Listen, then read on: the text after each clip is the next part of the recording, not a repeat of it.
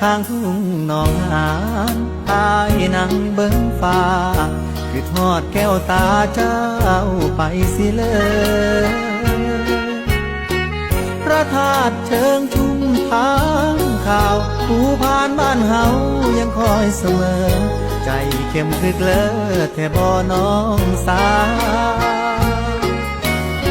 ฝนโปรยจากฟ้าเมื่อน้ำตาไหลในใจของอายเป็นห่วงคนไกลบ่มีข่าวคราวน้ำหลากหนองหานฟูงปลาชวนกันพาลอยลงลำเปล่าดังใจผู้สาวที่ไปหวังอายบ่แม่นผ้าแดงบ่มีมนต์แต่งไปอ้อนไปเว้าให้คนลืมคราวคือทอดความหลังยานผู้เขียวใบมอน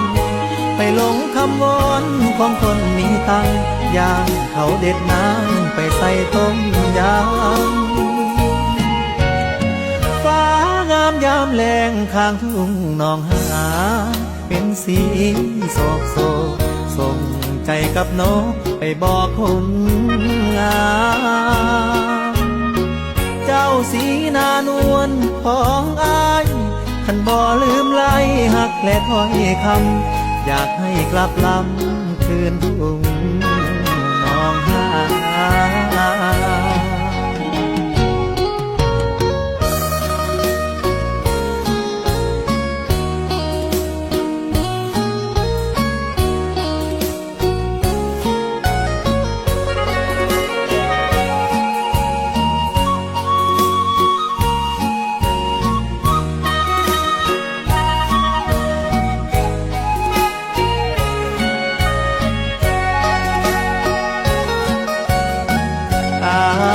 บ่แม่นผ้าแดง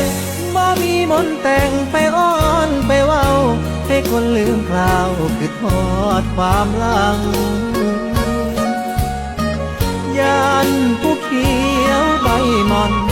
ไปหลงคำวอนของคนมีตังย่างเขาเด็ดน้ำไปใส่ต้มยำฟ้างามยามแรงข้างทุ่งหนองหานเป็นสีโศกโศกส่งใจกับนกไปบอกคนงามเจ้าสีนานวลของอายท่านบ่ลืมไล่หักและถ้อยคำอยากให้กลับลำคืนทุ่งหนองหาน